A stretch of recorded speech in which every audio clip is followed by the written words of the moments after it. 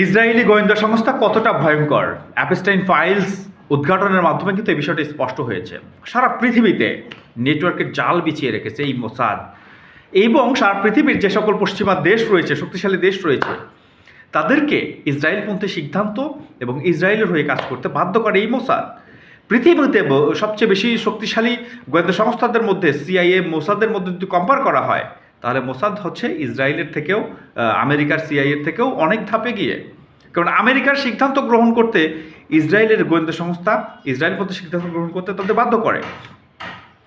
এবং কিভাবে সারা পৃথিবীর শক্তিশালী দেশগুলো ইসরায়েলপন্থী সিদ্ধান্ত নেয় সেই বিষয়ে সর্বোচ্চ ভূমিকা পালন করে এই মোসাদ। আপনি জার্মানি বলেন, ফ্রান্স বলেন, ব্রিটেন বলেন, অথবা পশ্চিমা নেদারল্যান্ডস, ডেনমার্ক, জার্মানি, সুইডেন, এদের কথা বলেন, সবাইকে কিন্তু বাধ্য করে ইসরায়েলপন্থী সিদ্ধান্ত নিতে। যার ফলশ্রুতিতে সারা পৃথিবীতে মানবাধিকার লঙ্ঘন করলেও ইসরায়েলের বিরুদ্ধে পশ্চিমা কোনো দেশ কিন্তু সোচ্চার হয় না।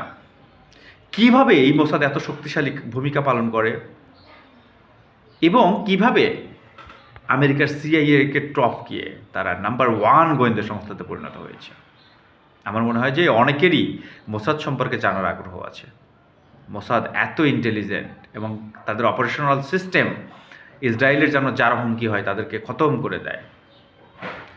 সবচেয়ে বেশি আক্রান্ত হয়েছে মুসলিম নেতারা এবং মুসলিম যারা প্রতিরক্ষা খাতে অনেক বেশি আগায়া, বিশেষ করে পারমাণবিক বিজ্ঞানী যারা, সমরাষ্ট্র বিশেষজ্ঞ যারা, তারা কিন্তু সবচেয়ে বেশি মোসাদের আক্রমণের শিকার হয়েছে।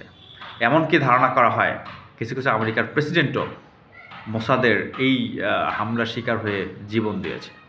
সুতরাং মোসাদ কতটা শক্তিশালী এটা বলার অপেক্ষা হয়তো বা রাখে না।